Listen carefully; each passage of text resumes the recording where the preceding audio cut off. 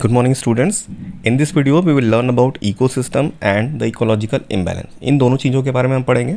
चलिए सबसे पहले बात करते हैं इकोसिस्टम की. तो an ecosystem is a community of living यानी कि biotic and non living abiotic, दोनों के कॉम्बिनेशन से, दोनों के को एग्जिस्टिंग से जो सिस्टम डिराइव होता है इन्वायरमेंट के अंदर, this forms an ecosystem.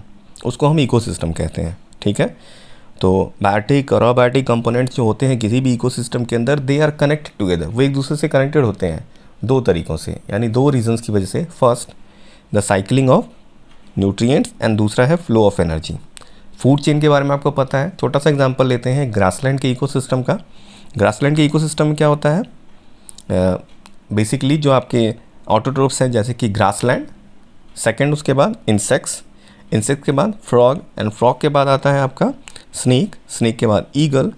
Eagle is the predator in this chain. Eagle इस चेन के अंदर प्रीडेटर होता है.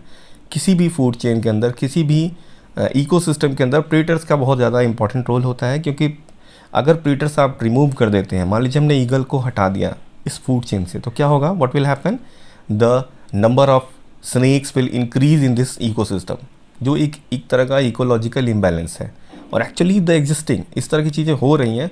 आज बहुत सारे फूड चेन इम्पैक्ट हो गए हैं बाहर से जो है एनिमल्स के इंपोर्ट की वजह से, या फिर हम कह सकते हैं कि प्रीडेटर्स के धीरे धीरे कम होने की वजह से. बहुत सारे रीज़न उसके पीछे नेचुरल भी हैं और आर्टिफिशियल भी, यानी कि मैन मेड भी है. तो उसके बारे में डिस्कस करेंगे. तो चलिए अभी हम बात करते हैं अलग अलग तरह के इकोसिस्टम. ये किसी भी फूड चेन के अंदर या किसी भी इकोसिस्टम के अंदर हम कह सकते हैं the main source of energy is sun.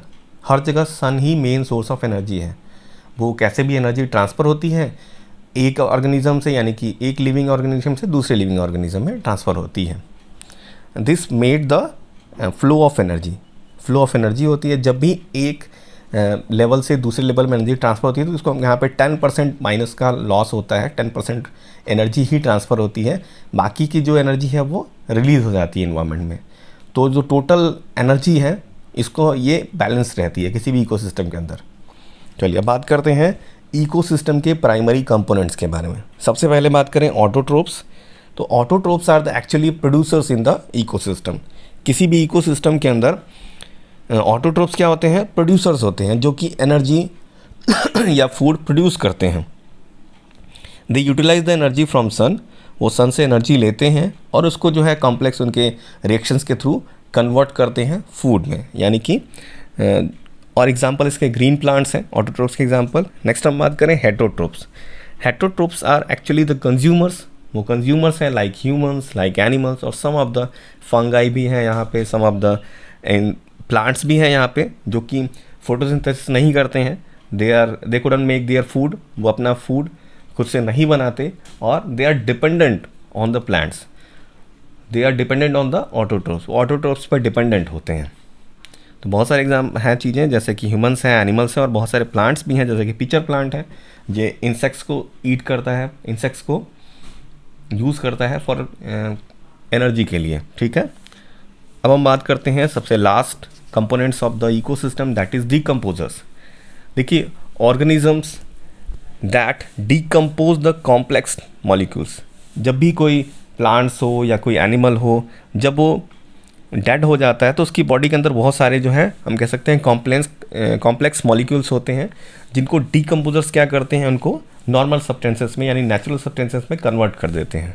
This process called decomposition. इसके एग्जांपल हैं यहाँ पे बैक्टीरिया और फंगई. ये दोनों ही मिलके जो है डीकम्पोजिशन का काम करते हैं. अब हम बात करें फैक्टर्स विच इन्फ्लुएंस इकोसिस्टम.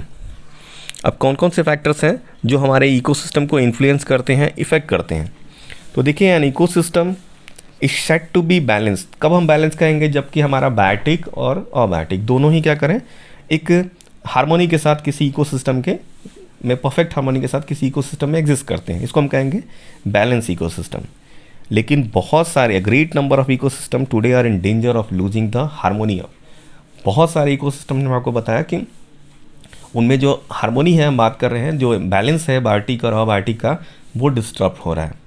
कैसे हो रहा है, तो इसके बहुत सारे फैक्टर्स हैं। ड्यू टू नेचुरल फैक्टर्स भी हैं, जैसे कि अर्थक्वेक है या फिर माइग्रेटरी पैटर्न है, यानी किसी फॉरेन हैबिटेट का कोई एनिमल आपके किसी हैबिटेट में आता है, किसी इकोसिस्टम में एग्जिस्ट करने लगता है, तो इकोसिस्टम या फूड चेन पूरी तरह से डिस्टर्ब हो जाता है।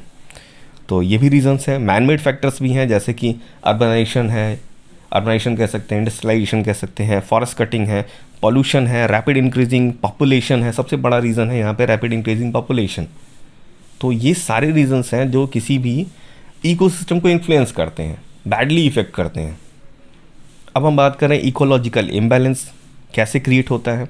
तो व्हेन अ नेचुरल और आर्टिफिशियली क्रिएटेड डिस्टर्बेंस या डिस्टर्ब्स, जब भी कोई नेचुरल हो या आर्टिफिशियल कोई भी डिस्टर्बेंस क्रिएट होता है जो कि नेचुरल बैलेंस ऑफ इकोसिस्टम यानी कि बायोटिक और अबायोटिक का जो बैलेंस है उसको डिस्टर्ब कर देता है पूरी तरह से, तो this disturbance is called ecological imbalance.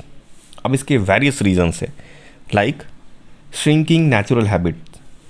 तो यहाँ पे बहुत सारे रीजंस हैं, जैसे कि डिफॉरेस्टेशन है, माइनिंग है, कंस्ट्रक्शन है, पुअर यूटिलाइजेशन ऑफ रिसोर्सेस, यानी कि जैसे कि हमारा लैंड का पूरा यूटिलाइजेशन हो रहा है, माइनिंग हो रही है, और अर्बनाइजेशन की वजह से बहुत सारे फॉरेस्ट कटिंग हो रही है। तो ये सारे रीजंस जो हैं, इससे नेचुरल हैबिटेट्स पूरी तरह से क्या होता है, श्रिंक हो जाता है एनिमल्स के लिए। तो it is very difficult to survive them, उनके लिए सर्वाइवल के लिए बहुत ज़्यादा ये हार्मफुल है। तो वो इंडेंजर्ड हो जाते हैं और एक्सटिंक्शन की कंडीशंस में आ जाते हैं। बहुत सारे ऐसे एनिमल्स हैं जो एक्सटिंक्टेड कैटेगरी में आ चुके हैं, विलुप्त की कैटेगरी में। अगर ऐसी कंडीशंस रहीं तो डेफिनेटली आने वाले कुछ सालों के बाद वो हमें सिर्फ किताबों में देखने को मिलेंगे, एक्चुअली हम उनको नहीं देख पाएंगे। पॉल्यूशन दूसरा रीज़न है। देखिए, मैन कंटिन्यूसली रिलीज क्या कर रहे हैं, पॉल्यूटेंट्स क्रिएट कर रहे हैं, बार बार ये इन्वायरमेंट को इफेक्ट कर रहे हैं। तो इससे जो कंडीशन है वो कॉजिंग एडवर्स एंड अनडिज़रेबल हो जा रही है बार बार चेंजेस के अंदर इन्वायरमेंट।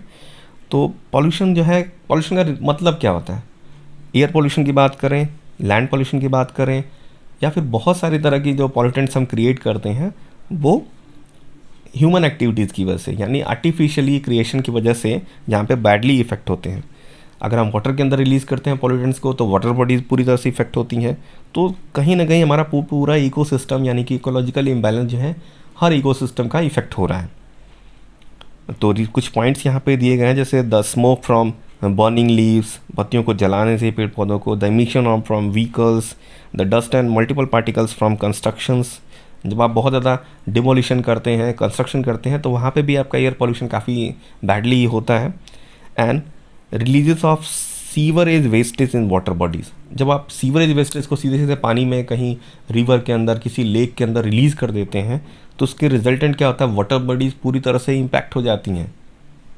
पूरा जो इकोसिस्टम है वाटर का वो पूरा डिस्टर्ब हो जाता है, उस लेक का या उस रिवर का। Burning of synthetics and plastics, और हम डिकम्पोज करते हैं जिनको बहुत सालों लगते हैं, इस तरह के कंपोनेंट्स में हम यूज़ करते हैं जिनका डिकम्पोजिशन बैक्टीरिया या फिर हम कह सकते हैं कि फंगाई कर ही नहीं सकते, या फिर उनका डिकम्पोजिशन का जो नेचुरल प्रोसेस है उसमें हज़ारों साल लग सकते हैं, हंड्रेड ऑफ ईयर्स लग सकते हैं। तो इस तरह के प्रोडक्ट्स की यूजेस की वजह से, इंक्रीजिंग की वजह से भी जो है हमारा पॉल्यूशन जनरेट होता है।